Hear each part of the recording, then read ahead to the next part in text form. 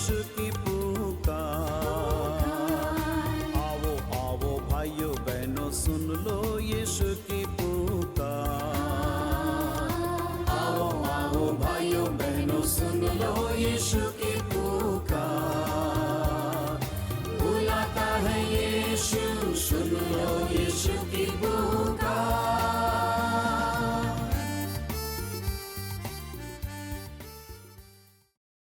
Shalom, यीशु की पुकार कार्यक्रम में आपका स्वागत है। प्रियो, राजा दाऊद ने कहा, मैं यहोवा के पास गया और यहोवा ने मेरी सुन ली और उसने मुझे निर्भय किया। प्रियो, आज आप विपरीत परिस्थितियों से भयभीत होंगे। हमारे साथ इस कार्यक्रम में जुड़े रहें। परमेश्वर आपको निश्चय निर्भय करेगा और अपनी अलौकिक सामर्थ्य से आपको छुटकारा देगा। आइए हम प्रार्थना करें। हे महान जीवित और अनुग्रहकारी पिता परमेश्वर, हम आपका धन्यवाद देते हैं कि आपकी उपस्थिति हमारे साथ लगातार बनी रहती है। प्रभु, हमारे दर्शकों को आप बहुत आयत के साथ आशीष दे खुदावंद बाप, और अपनी उपस्थिति हमारे ऊपर में उंडेल दे। प्रभु, हम हर एक बात को आपके हाथों में सौंपते हैं। प्रभु, हम विश्वास करते हैं कि आप हमें निर्भय करेंगे, हमें चंगाई देंगे, छुटकारा देंगे और अपनी उपस्थिति में बनाए रखेंगे। आपकी आशीष को आज हम अपने जीवन में निमंत्रित करते हैं। यीशु के नाम से आमीन।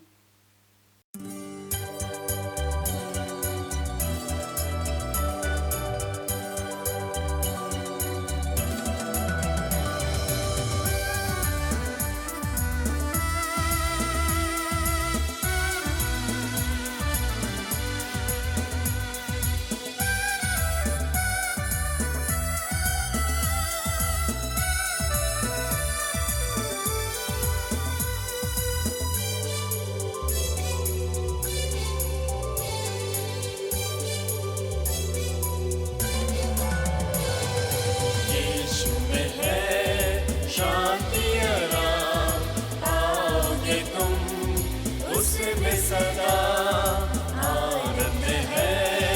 आनंद है, यीशु में सदा आनंद है। यीशु में है शांति आराम, पाओगे तुम उसमें सदा आनंद है, यीशु में सदा आनंद है।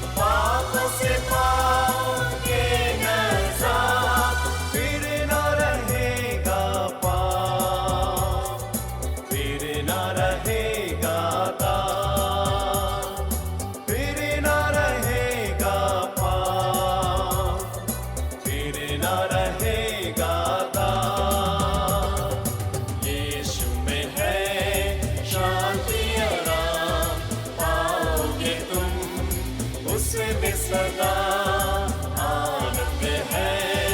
आनंद है, यीशु में सदा आनंद है।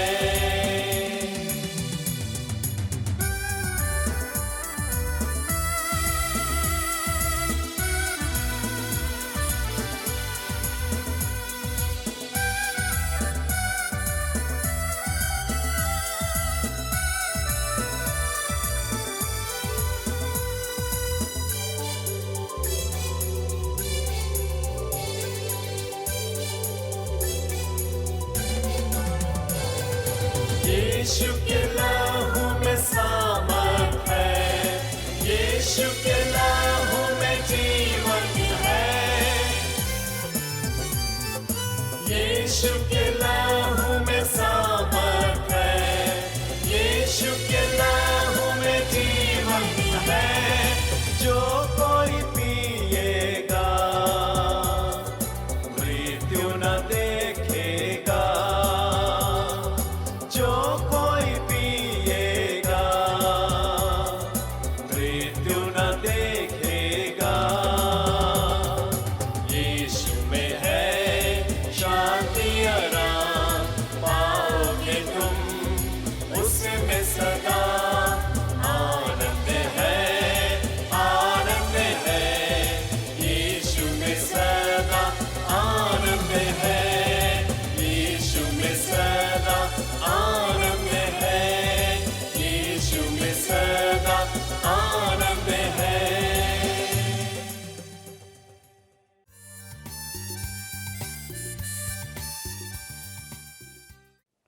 प्रभु यीशु मसीह के अति सामर्थ्य नाम में आप सबों को नमस्कार। मित्रों, परमेश्वर के वचन में हम इस प्रकार से पढ़ते हैं, अय्यूब की पुस्तक 14 अध्याय पहला और दूसरा पद। अय्यूब 14 अध्याय पहला और दूसरा पद। मनुष्य जो स्त्री से उत्पन्न होता है वह थोड़े दिनों का और दुख से भरा रहता है। वह फूल के समान खिलता फिर तोड़ा जाता है। वह छाया की रीति पर ढल जाता और कहीं ठहरता नहीं। ये कटु सत्य वचन है। मनुष्य के जीवन को आज हम देखते हैं कि जो इस संसार में मनुष्य जीवन जीते हैं, दुखों से भरे हुए रहते हैं। और निश्चित रूप से यहाँ पर जैसा हमने सुना, फूल के समान खिलते हैं, तोड़े जाते हैं, छाया की रीति पर ढल जाता है जीवन, और हम इस संसार से जाते रहते हैं। प्रियो, आज हमारे जीवन में दुख और तकलीफ जब आती है तो कई बार मन विचलित हो जाता है कि क्यों इस प्रकार की परिस्थिति हमारे जीवन में आई है। क्या परमेश्वर मेरी प्रार्थना सुनता है, नहीं सुनता है? हमारे जीवन में कई प्रश्न उत्पन्न होते हैं। कई बार हम निराश, हताश हो जाते हैं। जीवन क्यों मुझे मिला, हम प्रश्न कर बैठते हैं। प्यारो, आज परमेश्वर के वचन के द्वारा हम कुछ बातों को ध्यान करेंगे। क्यों परमेश्वर इन परिस्थितियों में हमें रहने देता है कुछ समय के लिए, और कैसे परमेश्वर निकाल करके बाहर करता है। हो सकता है आज आपके जीवन में आपका दुख और तकलीफ आपके सहन के बाहर है, परंतु याद रखिए, परमेश्वर आपको छुटकारा देने वाला परमेश्वर है। वो जीवित, चंगा करने वाला, सामर्थ्य हाथ को बढ़ा करके स्पर्श करने वाला परमेश्वर है। सारी विपत्ति से छुटकारा देने वाला परमेश्वर। हमारे जीवन में दुख और तकलीफ जब आती है तो हम विचलित हो जाते हैं, परंतु याद रखिए, ये दुख और तकलीफ कई बार परमेश्वर की महिमा के लिए होती है। यूहन्ना रचित सुसमाचार उसका 9 अध्याय 2 और 3 पद में हम देखते हैं, यहां पर एक जन्म के अंधे को यीशु मसीह दृष्टिदान दिया, और प्रभु यीशु मसीह के चेले प्रभु यीशु मसीह से पूछे चंगाई मिलने के पहले, हे रब्बी, ये बतला किसने पाप किया कि ये व्यक्ति अंधा जन्मा है, इस मनुष्य ने या इसके माता पिता ने? एक बहुत बड़ा प्रश्न यीशु मसीह के शिष्यों के पास में था कि किसने पाप किया। ये लोग सोच रहे थे, हो सकता है श्राप का, अभिशाप का भाग होगा, या तो ऐसा कुकर्म किए होंगे इनके पुरखा माता पिता जिसके कारण से ये व्यक्ति अंधा जन्मा। लेकिन प्रभु यीशु मसीह ने उत्तर दिया और कहा, ना तो इसने पाप किया था, ना इसके माता पिता ने, परंतु यह इसलिए हुआ कि परमेश्वर के काम उसमें प्रकट हो। परमेश्वर का धन्यवाद हो, प्रभु यीशु मसीह उस अंधे व्यक्ति को दृष्टिदान दिया, और प्रभु यीशु मसीह अपनी महिमा को प्रकट किया, क्योंकि लोग विश्वास नहीं करते थे। और यह समय था जब प्रभु यीशु मसीह उस अंधे व्यक्ति को दृष्टिदान दिया तो एक बड़ी परमेश्वर की महिमा प्रकट हुई। फरीसी और जो धार्मिक अगुवे उस समय थे, वे लोग जांच पड़ताल करने लगे और पूछने लगे उस व्यक्ति से जो दृष्टि पाया, उस व्यक्ति से, ये दृष्टिबाधित व्यक्ति जिसको दृष्टि मिल गया, वो उन लोगों को यही बात कहा, मैं नहीं जानता वो मनुष्य कौन था, परंतु मैं ये बात जानता हूं कि मैं पहले अंधा था, अब मैं देखता हूं। प्यारो, परमेश्वर का हाथ सामर्थ्य हाथ है। मेरे और आपके जीवन में उसके हाथ का स्पर्श होना बहुत जरूरी है। और जब अपने सामर्थ्य हाथ को बढ़ा करके अपनी महिमा को मेरे जीवन में, आपके जीवन में प्रकट करेगा, निश्चित रूप से हम परमेश्वर के कामों को हम देखेंगे। बेतनिया में हम देखते हैं, यूहन्ना रचित सुसमाचार 11 अध्याय में, नए नियम में, किस प्रकार से प्रभु यीशु मसीह का प्रिय दोस्त, मित्र लाजर मर गया था। जब बीमार था उस समय उसको खबर मिला, वो गया नहीं इस समय पर, और लोग बहुत उम्मीद किए थे कि यीशु मसीह आएगा और उस बीमारी से उसको छुटकारा देगा। लेकिन प्रभु यीशु मसीह देर करके वहां पर पहुंचता है। मरियम और मार्था जो लाजर की बहनें थी, वे यीशु मसीह के पास सारे दुख को वर्णन कर रहे हैं कि, और कह रहे हैं, यदि यीशु मसीह आप यहां पर होते तो हमारा भाई लाजर नहीं मरता।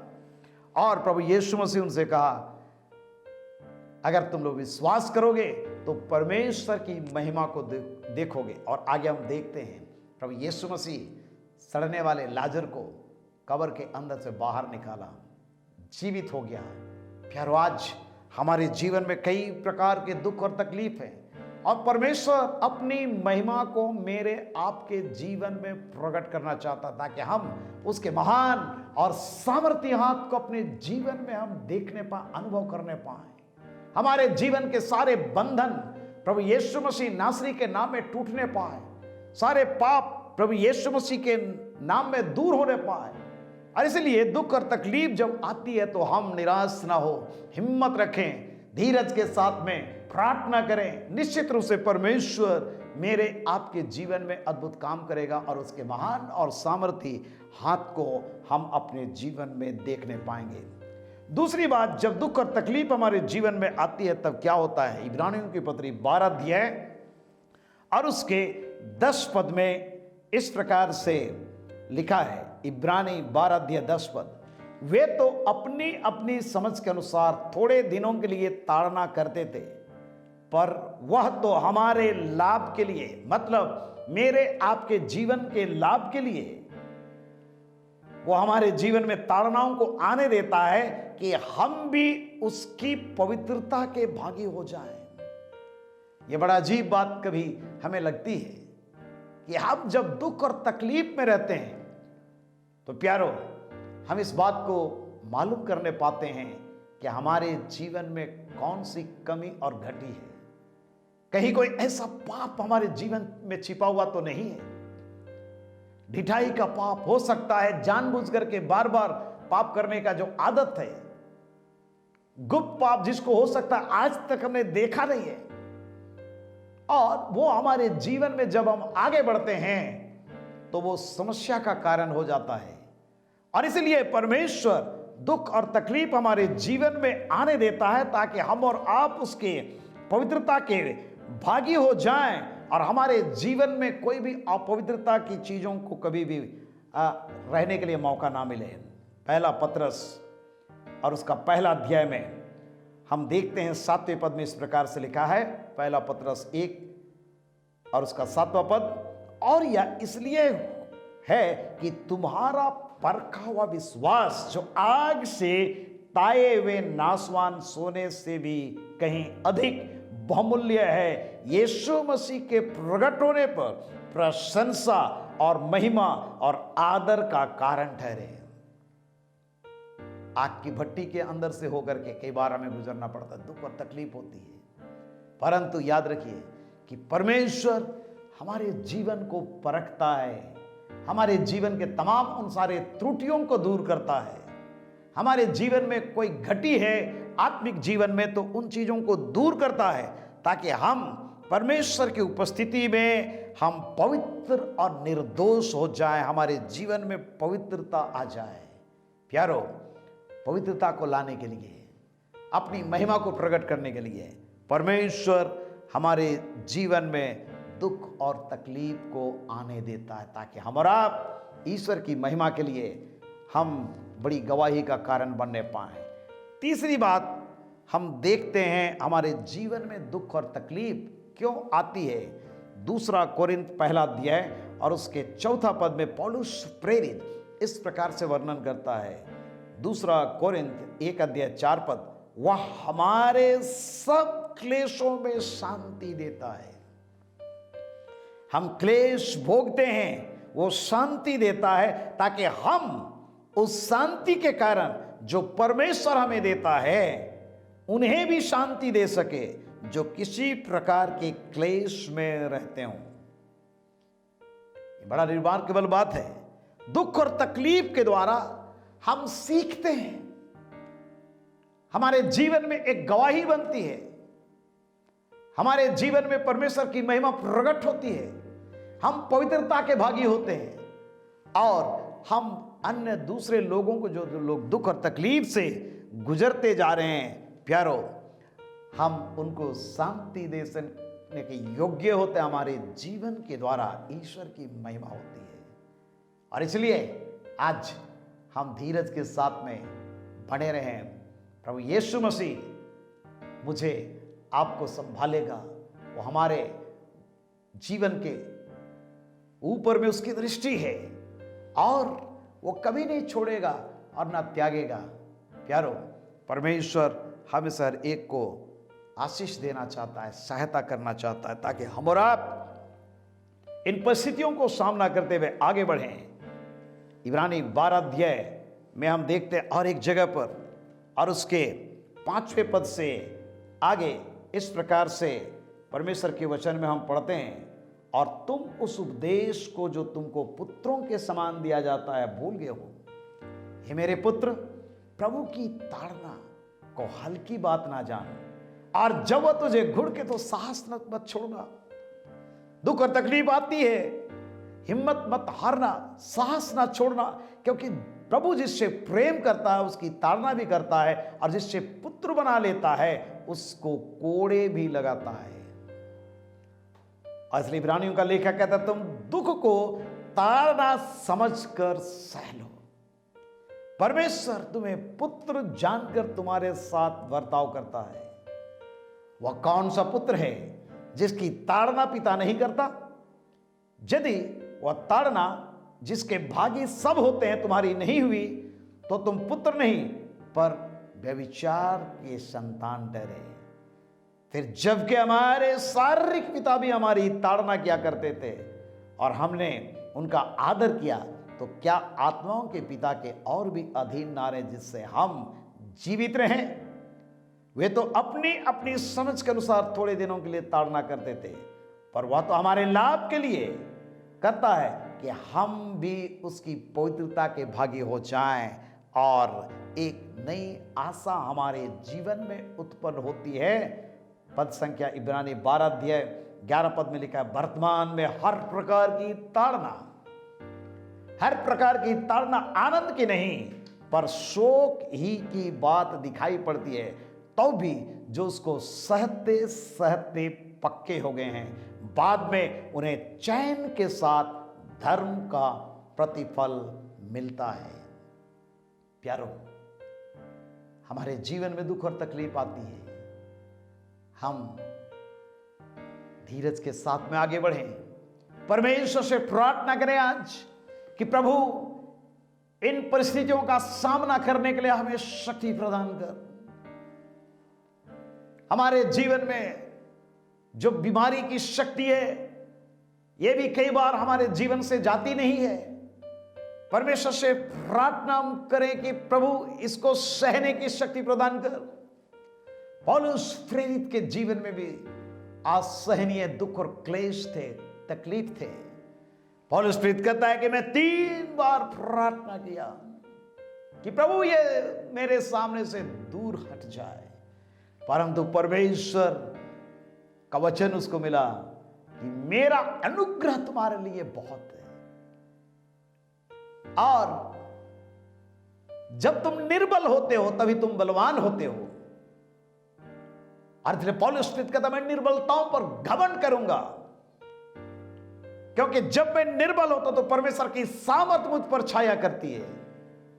आप प्यारो, जब परमेश्वर की छाया हमारे जीवन में होगी, परमेश्वर हमारे जीवन को बड़ी गवाही के लिए इस्तेमाल करेगा।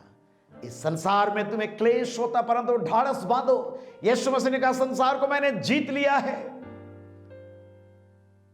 स्मरण कीजिए, प्रभु यीशु मसीह जब दुख और तकलीफ के वादियों से होकर के गुजर रहा था, गेत्सेमनी वारी में जब वो प्रार्थना करा व्याकुल होकर के और कह रहा था, हे प्रभु, हे मेरे पिता, यदि ये कटोरा मुझसे टल जाए तो बड़ी अच्छी बात होगी।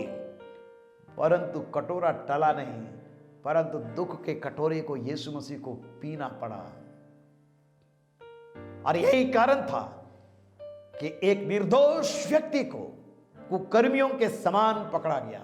एक निर्दोष व्यक्ति को कुकर्मियों के समान क्रूस काट को अपने कंधे पर उठाना पड़ा। एक निर्दोष व्यक्ति को कलवरी क्रूस पे चढ़ना पड़ा। एक निर्दोष व्यक्ति को उसके हाथ और पैरों में कीले लगाए गए, कांटों में ताज उसको पहनाया गया, कोड़े लगाए गए।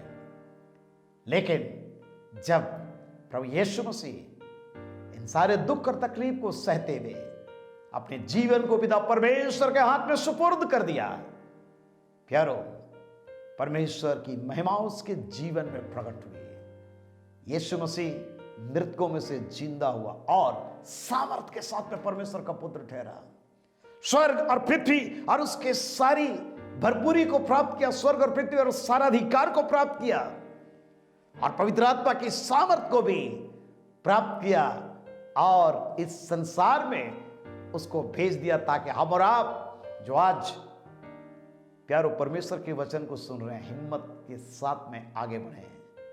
हल्का सा क्लेश उस महिमा के सामने कुछ भी नहीं है।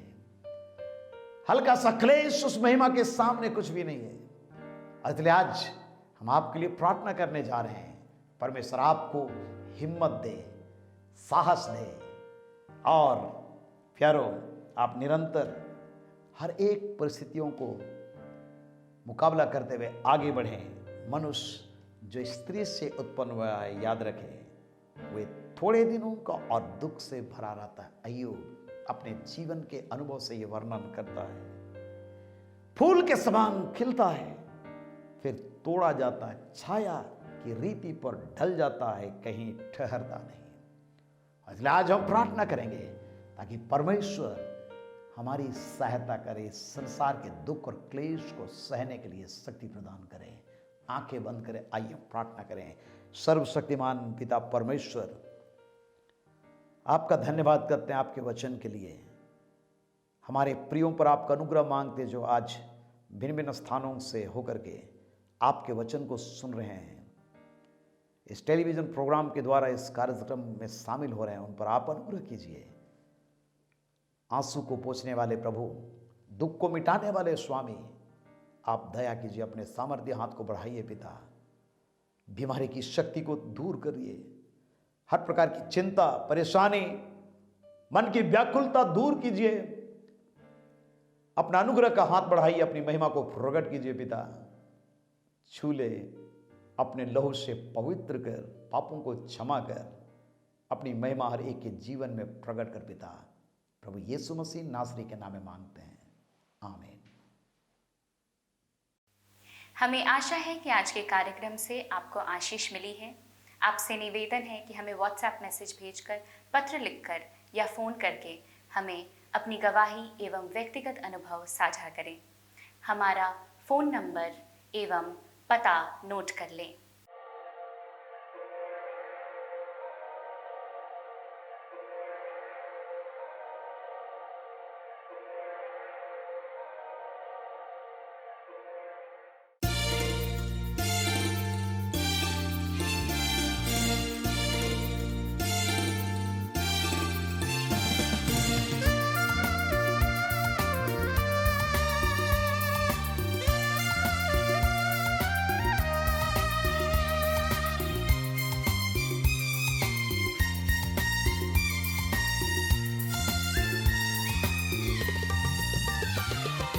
आओ आओ भाइयों बहनों, सुन लो यीशु की पुकार। आओ आओ भाइयों बहनों, सुन लो यीशु की पुकार। आओ आओ भाइयों बहनों, सुन लो यीशु की पुकार। बुलाता है यीशु, सुन लो यीशु की पुकार।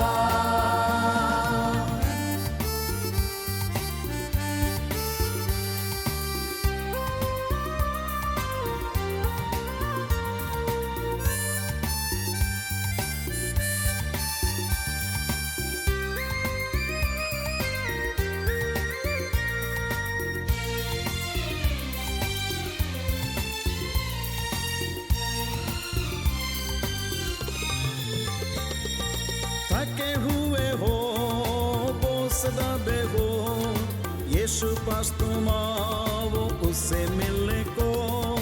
थके हुए हो, बोझ दबे हो, यीशु पास तुम आओ उससे मिलने को। आओ आओ भाइयों बहनों, सुन लो यीशु की पुकार। आओ आओ भाइयों बहनों, सुन लो यीशु की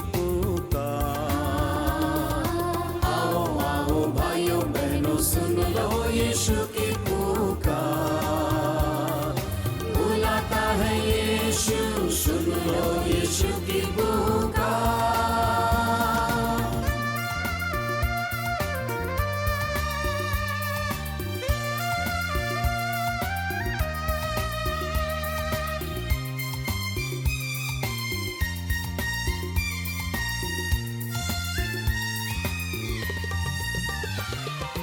चारों तरफ घूम कर थके हुए हो, एक बार आकर देखो यीशु पास। चारों तरफ घूम कर थके हुए हो, एक बार आकर देखो यीशु पास। आओ आओ भाइयों बहनों सुन लो यीशु की पुकार। आओ आओ भाइयों बहनों सुन लो यीशु की पुकार। आओ आओ भाइयों बहनों सुन लो यीशु की पुकार। बुलाता है यीशु, सुन लो यीशु की पुकार।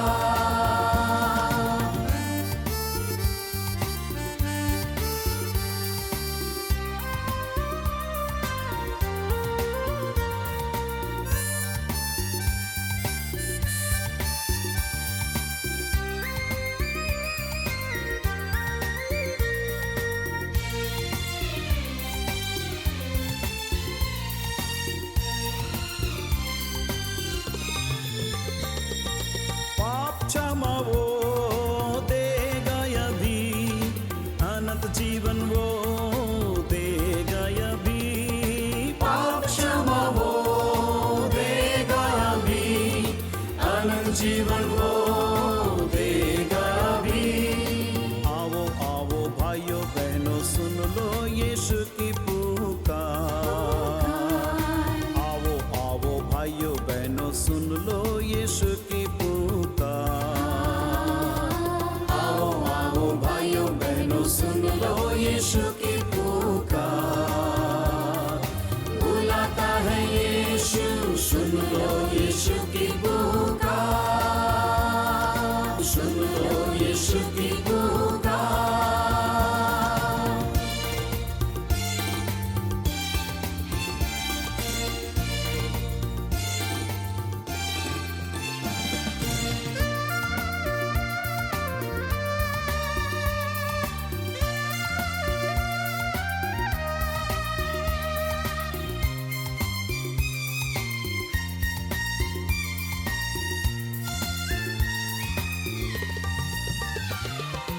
आओ आओ भाइयों बहनों सुन लो यीशु की पुकार। आओ आओ भाइयों बहनों सुन लो यीशु की